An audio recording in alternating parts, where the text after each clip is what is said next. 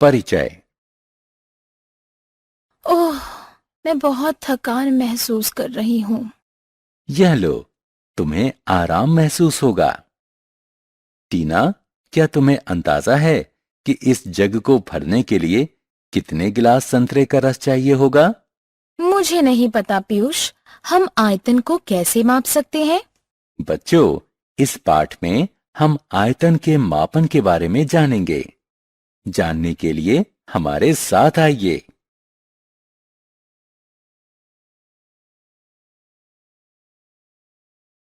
आओ सीखें। त्रिविमीय वस्तुओं को पहचानना। किसी वस्तु का आयतन बताना। घन, घनाभ, बेलन, शंकु और गोले का आयतन ज्ञात करने का सूत्र बताना। त्रिविमीय आकार क्या होता है? इन आकारों को देखिए। आपने क्या देखा? इन आकारों के 3 आयाम होते हैं: लंबाई, चौड़ाई और ऊंचाई। इसलिए हम इन आकारों को त्रिविमीय आकार कहते हैं। सभी त्रिविमीय आकार ठोस होते हैं। आयतन क्या है? किसी वस्तु द्वारा घिरे गए स्थान के माप को उस वस्तु का आयतन कहते हैं। उदाहरण स्वरूप, एक फूला हुआ गुब्बारा एक खाली गुब्बारे से ज्यादा जगह घेरता है। इसका अर्थ है कि हवा भरे गुब्बारे का आयतन उस गुब्बारे से ज्यादा होता है जिसमें हवा नहीं भरी है। आयतन क्षमता भी दर्शा सकता है। एक बर्तन अपने भीतर कितना धारण कर सकता है। नहाने के टब का आयतन कॉफी के प्याले से ज्यादा होता है। आयतन का मात्रक।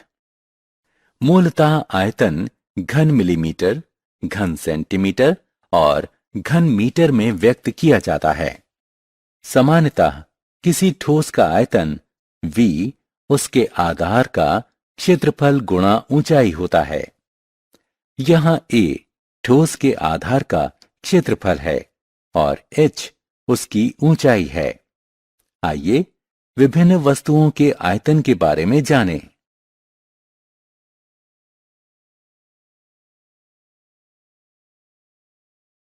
घन का आयतन। देखिए, यह एक घन है जिसके 3 आयाम हैं: लंबाई, चौड़ाई और ऊंचाई। यह एक खाली डिब्बे जैसा है और इसके 6 वर्गाकार फलक हैं जो आकार में समान हैं। आप इसका आयतन कैसे मापेंगे? सोचिए। पहले इस वर्ग को लीजिए जिसकी प्रत्येक भुजा की लंबाई L है। अब इस वर्ग को घन में बदल दीजिए। ध्यान दीजिए कि घन के सभी फलक की लंबाई L है। आयतन प्राप्त करने के लिए हमें बस आधार के क्षेत्रफल A को L से गुणा कर देना है। इस प्रकार इन तीनों L का गुणा करने पर हमें घन L प्राप्त हुआ। अतः घन का आयतन प्राप्त करने का सूत्र है घन L।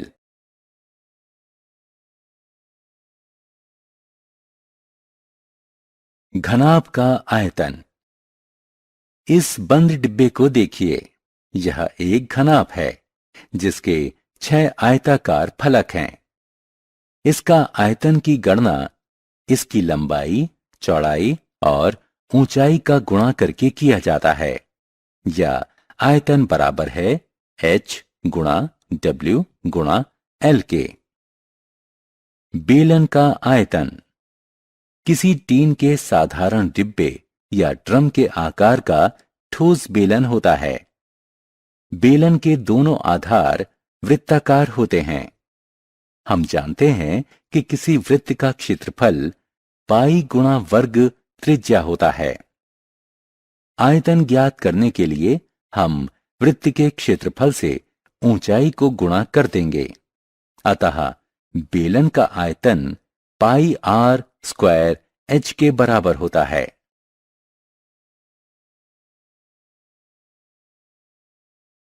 शंकु का आयतन। वाह, मजेदार आइसक्रीम। क्या आपको इस बात की जिज्ञासा हुई है कि आइसक्रीम को शंकु में भरने के लिए कितनी आइसक्रीम लगेगी? शंकु पर एक करीबी दृष्टि डालिए। इसका आधार वृत्ताकार है, जो एक बिंदु की तरफ छोटा होता जा रहा है। क्या आप आयतन मापने के इच्छुक हैं? शंकु का आयतन होता है 1/3 पाई वर्ग त्रिज्या गुणा ऊंचाई, जो कि पाई आर स्क्वायर एच भी कहा जाता है, जहां एच बराबर शंकु की ऊंचाई, आर बराबर शंकु के वृत्ताकार आधार की त्रिज्या। गोले का आयतन। हम इस गोल गेंद को क्या कहते हैं? हां, यह गोला है। यह हर तरफ से समान लग रहा है ना? गोले का आयतन ज्ञात करने का सूत्र है 4/3 पाई घन त्रिज्या, जो कि 4/3 पाई आर क्यूब भी कहा जाता है।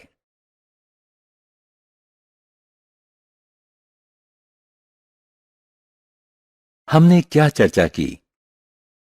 3 आयामों, लंबाई, चौड़ाई और ऊंचाई वाले आकार को त्रिविमीय आकार कहते हैं।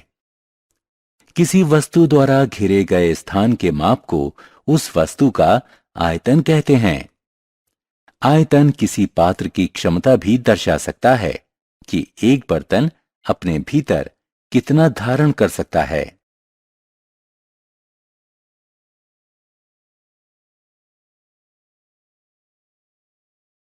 घन का आयतन बराबर होता है घन लंबाई के।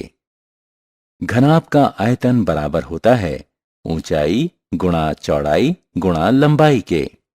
बेलन का आयतन बराबर होता है पाई वर्ग त्रिज्या गुणा ऊंचाई के। शंकु का आयतन बराबर होता है 1/3 पाई वर्ग त्रिज्या गुणा ऊंचाई के। गोले का आयतन बराबर होता है 4/3 पाई घन त्रिज्या के।